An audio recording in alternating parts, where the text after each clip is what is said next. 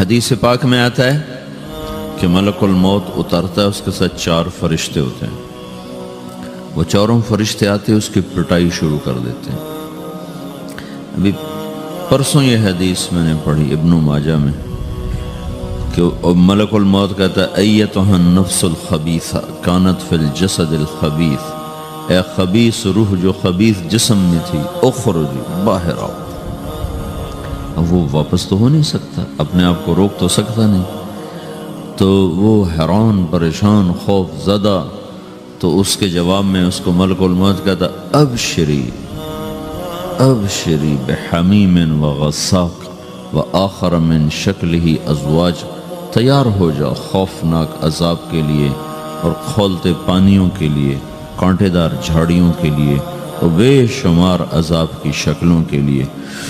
تو اس کی روح کو جب کھینچتے ہیں تو رگ رگ سے وہ کٹ کٹ کے نکلتی ہے، تو سارا وجود زیر و زبر ہوتا ہے. سکرات کا درد ساری دنیا کے دردوں پر حاوی ہے. جب اس کی روح نکلتی ہے اور اس کو لے کر آسمان پر چلتے ہیں تو دروازے پر پہنچتے ہیں تو اندر سے فرشتے پوچھتے ہیں کون ہے؟ کہتے ہیں فلاں فلاں کا بیٹا ہے. کا نفس خبیثہ فی الجسد الخبیث، یہ تو وہی بدماش ہے جو بدماش جسم میں تھا، یہ وہ بدبخت روح ہے جو بدبخت جسم میں تھی. اس کے لیے آسمان کے دروازے نہیں کھول سکتے، اسے واپس کر دیا جائے. تو آسمان کے دروازے لا تفتح لهم ابواب السماء ولا يدخلون الجنة حتى يلج الجمل في سم الخياط، کہ ان کے لیے آسمان کے دروازے نہیں کھلیں گے اور ان کے لیے جنت کے دروازے نہیں کھلیں گے. پھر یہ وہاں سے نیچے گرائے جاتے ہیں جو اللہ کا قید خانہ ہے سجین. وما ادراک ما سجین کتاب مرقوم، وہ تمہیں خبر نہیں کہ وہ کیا خوفناک قید خانہ ہے جو اللہ تعالیٰ نے بنایا ہے، اسے وہاں دھکیل دیا جاتا ہے. پھر قیامت تک اس کے لیے انتظار کی گھڑیاں ہیں اور عذاب کی شدت ہے. اور جب کوئی نیک آدمی اللہ تعالیٰ کے دربار میں جانے کا اس کا وقت آتا ہے تو اللہ تبارک و تعالیٰ فرماتے ہیں ان الذین قالوا ربنا اللہ ثم استقاموا تتنزل علیہم الملائکۃ الا تخافوا ولا تحزنوا وابشروا بالجنة التي كنتم توعدون نحن اولیاؤکم فی الحیاة الدنیا وفی الآخرة ولکم فیہا ما تشتہی انفسکم ولکم فیہا ما تدعون نزل من غفور الرحیم. جب کوئی نیک مرد عورت کے جانے کا وقت آتا ہے تو اس کے لیے بھی فرشتے آتے ہیں اور آ کر اس کو خوشخبری دیتے ہیں اور آ کر اس کو تسلی دیتے ہیں کہ آپ غم نہ کریں، پیچھے والے بھی آپ کو مل جائیں گے، آپ خوف نہ کریں، آگے ساری منزلیں آپ کے لیے آسان ہیں، آپ کے لیے جنت بھی تیار ہے، رب بھی مہربان ہے. اور حدیث پاک میں آتا ہے کہ ملک الموت اور 4 فرشتے آتے ہیں. وہ 4 فرشتے اس کو سہلاتے ہیں، دباتے ہیں کہ موت کا درد اسے محسوس نہ ہو. اور ملک الموت فرماتے ہیں ایتھا النفس الحمیدہ کانت فی الجسد الحمید اخرجی، اے نیک روح جو نیک جسم میں تھی باہر آؤ. کیا کرو؟ وابشری بروح وریحان ورب راض عنک غیر غضبان، آپ کو بشارت ہو آپ کے لیے جنت تیار ہو چکی ہے اور وہاں کی ساری نعمتیں آپ کے لیے میسر ہو چکی ہیں اور اللہ آپ پہ راضی ہو چکا ہے اور اللہ آپ پہ خوش ہو چکا ہے. اس پر اس کی روح کو نکالا جاتا ہے. پھر سارے فرشتے اس کو استقبال کے ساتھ جب آسمان پر لے جاتے ہیں تو اندر سے پوچھتے ہیں کون ہے؟ کہ فلاں فلاں کا بیٹا، فلاں فلاں کی بیٹی. کہتے ہیں نفس حمیدہ فی جسد حمید، یہ تو نیک روح تھی جو نیک جسم میں تھی، مرحبا بہی. اس کو ہم سب استقبال کس کا کرتے ہیں اور ایک دم آسمان کے دروازے کھلتے ہیں. پھر وہ پہلا، دوسرا، تیسرا، چوتھا سارے آسمان پار کرتا ہوا اللہ پاک کے عرش کے نیچے کے جا کر، مرد ہے یا عورت، وہاں جا کر سجدے میں سر رکھتا ہے اور اللہ تعالیٰ فرماتے ہیں ہاں اس نے ہمیں خوش کیا، ہم اسے خوش کریں گے. اور اس کو عافیت کے ساتھ وہاں آسمان میں، پہلے آسمان سے لے کر اللہ کے عرش تک یہ سب ویٹنگ روم بنے ہوئے ہیں جہاں اللہ اپنے اپنے درجات کے مطابق جنت والوں کو ٹھہراتا ہے. اور وہ انتظار گاہ ہے اور وقت ختم ہو جاتا ہے، لہٰذا انتظار کی جو تکلیف ہے وہ بھی ختم ہو جاتی ہے. وقت ختم تو انتظار کا احساس ختم اور ٹائم کے گزرنے کا احساس ختم۔ تو جیسے اصحاب کہف کو اللہ نے غار میں داخل کر کے تو غار کے اندر سے وقت کو نکال کے باہر پھینک دیا، باہر 300 سال گزرے، اندر آدھا ہی دن گزرا تھا۔ وہ جب اٹھے ہیں تو وہ 25 برس کا نوجوان 325 سال کا ہو کے نہیں اٹھا، وہ 25 سال کی عمر میں اٹھا ہے۔ نہ ناخن بڑا ہے، نہ مونچھیں بڑی ہیں، نہ ان کی داڑیاں لمبی ہوئی ہیں، چونکہ تو زندہ تھے، مر نہیں گئے تھے۔ تو زندہ کے تو بال بھی بڑھتے ہیں، ناخن بھی بڑھتے ہیں، لیکن وہ اس طرح اٹھے کہ 300 برس گزر گئے اور 25 برس کا نوجوان 25 سال کی عمر میں اٹھا ہے، 20 برس کا 20 برس کی عمر میں اٹھا ہے۔ اور وہ کہنے لگے کم لبثنا، بھائی کتنا ٹھہرے ہیں؟ کہ یومن او بعض یومن، لگتا ہے کوئی دن آدھا دن ٹھہرے ہیں۔ وہ صحیح کہہ رہے تھے۔ باہر اللہ تعالیٰ نے وقت کی گھڑی کو چلائے رکھا اور اندر غار میں اس کو سوئچ آف کر دیا، نکال دیا، یہاں وقت کو داخل نہیں ہونے دیا۔ تو وقت کے گزرنے سے جو بھی اثرات مرتب ہوتے ہیں وہ ان پر مرتب نہیں ہوئے، تو وہ 20 آدھا ہی دن کے بعد اٹھے ہیں، باہر 300 سال، اندر آدھا دن۔ یہی کچھ اللہ تبارک و تعالیٰ برزخ میں کر دیتا ہے، وقت کو ختم کر دیتا ہے، گزرنے کا احساس نہیں ہوتا ہے۔ تو اس طرح میرے عزیزو، یہ دو موتیں ہر انسان دیکھتا ہے، یا وہ جنت کے فرشتوں کا استقبال دیکھتا ہے یا جہنم کے فرشتوں کی مار اور پٹائی کو سہتا ہے۔ رابعہ بصری رحمۃ اللہ علیہ کا انتقال ہونے لگا تو انہوں نے رات کو فوت ہوئی، تو انہوں نے اپنی خادمہ کو بلا کے فرمایا کہ کسی کو بتانا نہیں، جب میں مر جاؤں تو پڑوس میں 2-4 کو بلا کر نا میرا جنازہ پڑھوا دینا، اور جس کرتے میں تہجد پڑھتی تھی وہی میرا کفن بنا دینا، اور صبح بے شک لوگوں کو بتا دینا، میرے مرنے کے بعد میری میت کو رکھنا نہیں، فوراً دبا دینا۔ تو جب ان کا انتقال ہوا تو انہوں نے پڑوس کے 2-4 10-20 آدمی بلائے اور ان کو تدفین تجہیز سب کچھ ہو گئی۔ صبح شور مچا کہ وہ رابعہ بصری کا انتقال ہو گیا۔ تو اگلے دن وہ خواب میں اس خادمہ کو ملی اور کہا بیٹی تیری بڑی مہربانی، تو نے میری وصیت کے مطابق عمل کیا۔ اس نے دیکھا کہ انہوں نے ایک خوبصورت سبز لباس پہنا ہوا ہے، تو وہ فرمانے لگی، انہوں نے سوال کیا کہ آپ کے ساتھ قبر میں کیا ہوا؟ تو وہ کہنے لگی کہ میرے پاس منکر نکیر آئے تھے اور مجھ سے کہنے لگے من رب کی، تیرا رب کون ہے؟ تو میں نے کہا سبحان اللہ، 40 برس جس کو میں نہ بھلا سکی اس کو 4 ہاتھ زمین میں آ کے میں بھول جاؤں گی۔ ان کا 42 برس کی عمر میں انتقال ہوا تھا۔ تو وہ کہنے لگے سبحان اللہ، جس کو میں 40 برس نہ بھولا سکی میں اسے 4 ہاتھ زمین کے اندر آ کے بھول جاؤں گی۔ تو منکر نکیر کہنے لگے اس کا کیا حساب لینا؟ پھر انہوں نے پوچھا کہ وہ آپ کا وہ کرتا کہاں گیا تہجد والا جس میں آپ کو کفن دیا تھا؟ کہا وہ اللہ نے مجھ سے لے لیا ہے اور میرے اعمال کے خزانے میں رکھ دیا ہے، قیامت کا دن میرا وہ کرتا بھی میرے ترازو میں تولا جائے گا، اور مجھے یہ لباس پہنایا ہے جو جنت کا لباس ہے۔ یہ بھی ایک موت ہے۔ اس طرح بھی لوگ مرتے ہیں۔ اور دوسری بھی ایک موت ہے، ہمارے علاقے کی بتا رہا ہوں، اپنے علاقے کی۔ ایک زمیندار مر گیا، اس کی قبر کھودی، ساری بچھوؤں سے بھری ہوئی، ایسے جیسے چیونٹیاں پھر رہی ہوتی۔ تو انہیں وہ بند کر کے دوسری کھودی، ساری بچھوؤں سے بھری ہوئی۔ پھر وہ بند کر کے تیسری کھودی، ساری بچھوؤں سے بھری ہوئی۔ قبرستان میں اتنے بچھو کہاں سے آ گئے؟ یہ زمین کے بچھو نہیں ہے، یہ آخرت کی بلائیں ہیں جس کے ساتھ اب اسے قیامت تک رہنا ہے اور گزارا کرنا ہے۔ تو یہ 2 طرح کی موتیں روزانہ لوگ مرتے ہیں، روزانہ لوگ مرتے ہیں۔ جب نماز کا وقت ہوتا ہے ملک الموت ساری دنیا کا چکر لگاتا ہے اور دیکھتا ہے کون پڑھ رہا ہے کون نہیں پڑھ رہا، کون پڑھ رہا ہے کون نہیں پڑھ رہا۔ جو نماز کی پابندی کرتا ہے اس کی موت آسانی سے ہوتی، جو نماز میں غفلت کرتا ہے اس کے ساتھ موت کے وقت شدت اور سختی اختیار کی جاتی۔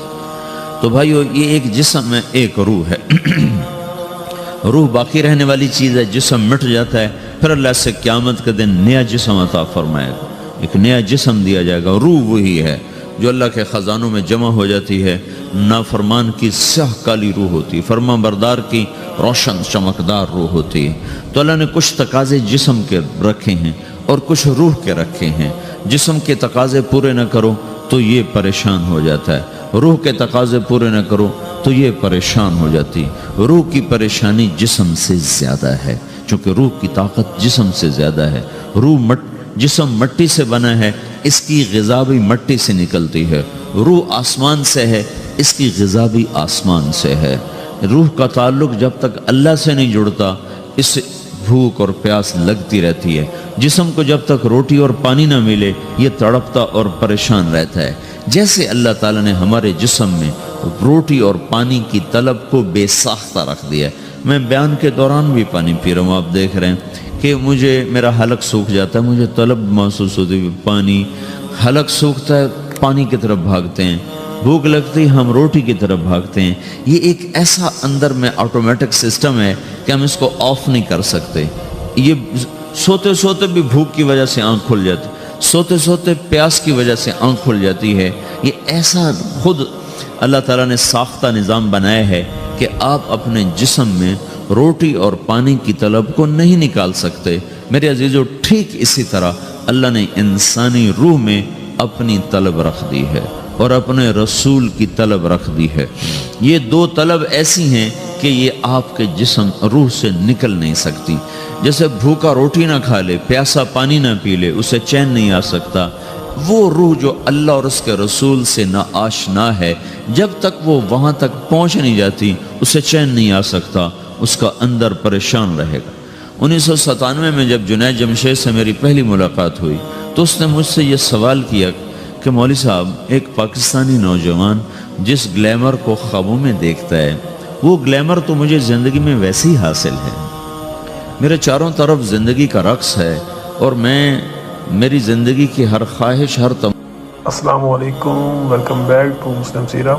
ایسے ہی بیانات سننے کے لیے ہمارے چینل کو سبسکرائب کریں اور بیل آئیکن کو ضرور دبائیں۔ شکریہ۔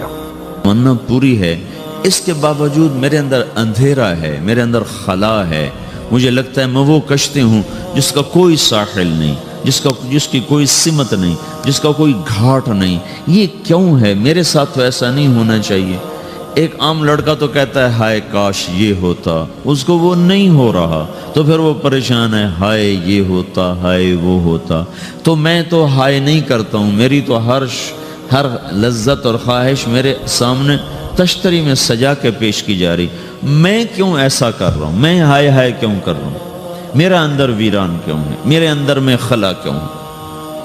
یہ وہی خلا ہے کہ وہ روح کی پیاس کو شراب میں بجھانا چاہتا ہے، وہ روح کی پیاس کو لڑکی میں بجھانا چاہتا ہے، وہ روح کی پیاس کو موسیقی سے بجھانا چاہتا ہے، وہ روح کی پیاس کو دنیا کی رعنائیوں میں 5 اسٹار ہوٹلوں سے بجھانا چاہتا ہے۔ روح کیا جانے روٹی کیا ہے، شراب کیا ہے، پانی کیا ہے، عورت کیا ہے، موسیقی کیا ہے، گھنگرو کیا ہے، پائل کیا ہے، چھنکار کیا ہے۔ روح کو ان چیزوں کی کیا خبر؟ امریکہ میں ہماری ایک جماعت تھی تو 4 لڑکے 2 لڑکیاں، 4 لڑکیاں 2 لڑکے مسلمان ہوئے۔ تو ایک لڑکے کا نام رکھا تھا ابراہیم، اور اس کو جب پڑھایا نا کلمہ، انہوں نے کہا ہائے، انہوں نے کہا ہائے، اور دونوں ہاتھ یہاں رکھے سینے پر، دل پر، کہا ہائے۔ تو ہمارے ساتھی ہیں ڈاکٹر اختر، وہ کہنے لگے کیا ہوا کیا ہوا؟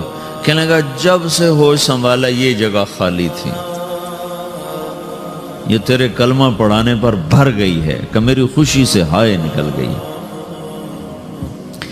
یہ جگہ خالی رہے گی، یہاں شراب نہیں پہنچ سکتی، یہاں نغمہ اور موسیقی نہیں پہنچ سکتے، یہاں تالے لگے ہوئے ہیں، یہاں تک کوئی آواز نہیں جا سکتی۔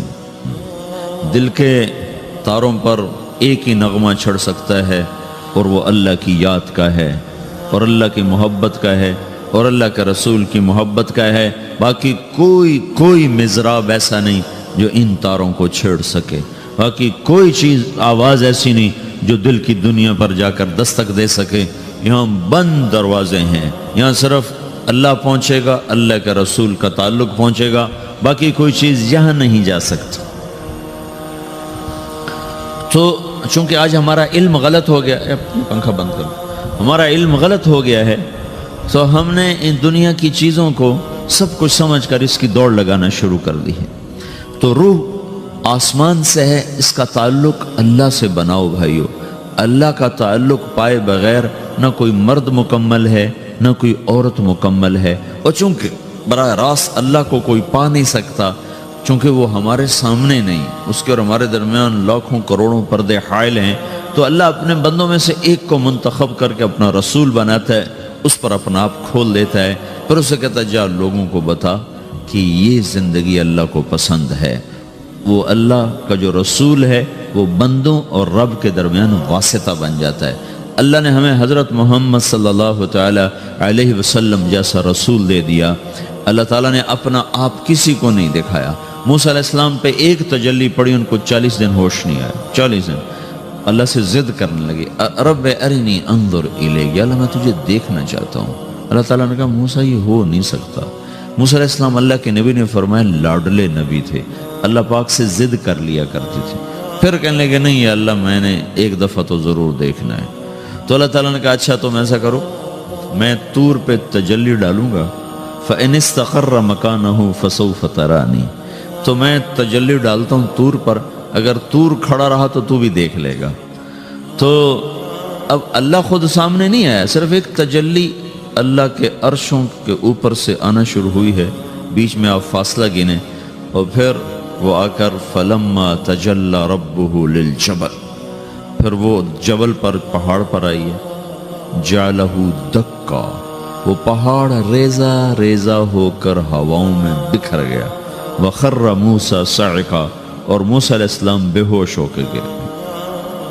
اور جب ہوش آیا فلما افاقا، ہوش آتے کہنے لگے سبحانک، یا اللہ تو پاک بے عیب، میں تیرے بارگاہ میں توبہ کرتا ہوں، میں واقعی نہیں دیکھ سکتا ہوں۔ ہاں کلام کا شرف ملا ہے، زیارت نہیں ہوئی۔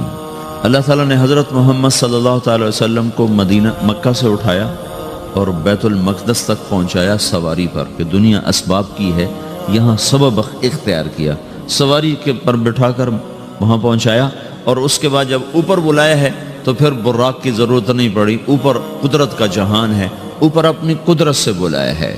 یہ بیچ میں دیکھو نا کتنا بڑا، آپ اگر ہوا سے اوپر چلے جاؤ، یہ 500 میل ہوا کا غلاف ہے، اس سے اگر اوپر چلے جائیں گے نا تو آپ خود بم بن کے پھٹ جائیں گے ایک دھماکے کے ساتھ، چونکہ ہر انسان کے اوپر ہوا کا ایک پریشر ہے، کوئی 280 من کے قریب ہر انسان کے اوپر ہوا کا پریشر ہے۔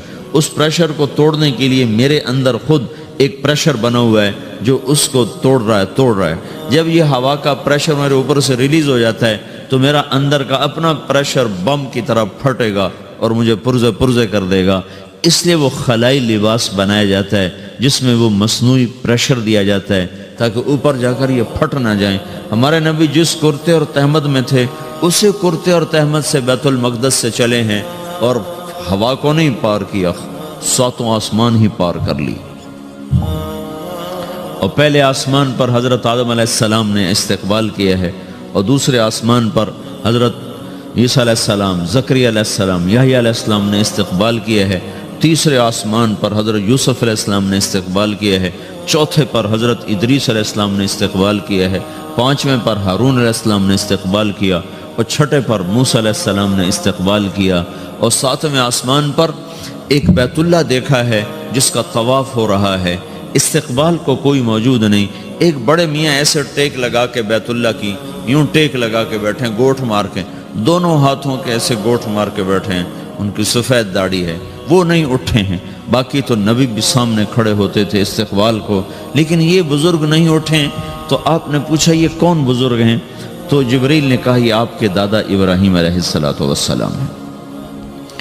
آپ خود چل کے آگے گئے ہیں، وہ قریب آئے تو آپ وہ اٹھے اور آپ کو گلے لگایا، ماتھا چوما، پیار کیا۔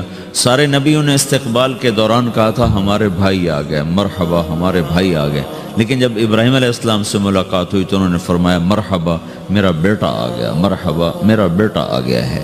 اور یہ جو حالانکہ مرتبہ تو ابراہیم علیہ السلام کا چھوٹا ہے، ہمارے نبی کا مرتبہ بلند ہے، لیکن رشتے میں ابراہیم علیہ السلام کا مرتبہ بلند ہے اور ہمارے نبی کا مرتبہ چھوٹا ہے۔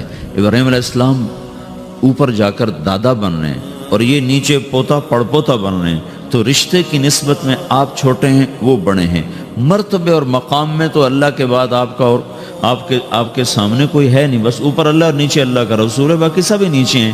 لیکن یہ امت کو سبق دینا تھا کہ اللہ تعالیٰ کو معلوم تھا کہ آنے والی یہ جو نسل ہے یہ ماں باپ کے نافرمان ہوں گی، چونکہ انہیں صرف پیسہ کمانا، آپ کا بھی قصور نہیں، آپ کو ٹیکسٹائل سکھائی جا رہی، کوئی ماں باپ کی تعظیم تو نہیں سکھائی جا رہی ہے۔